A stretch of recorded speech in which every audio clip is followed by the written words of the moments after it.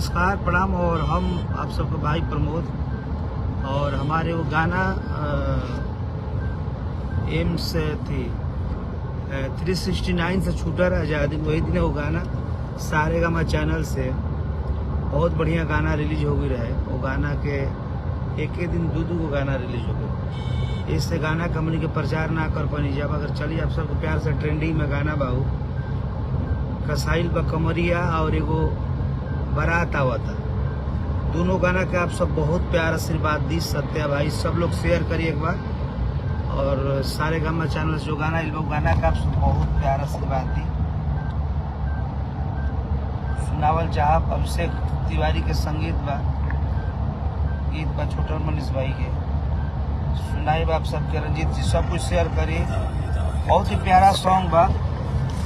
और हमनी के अभी दिल्ली से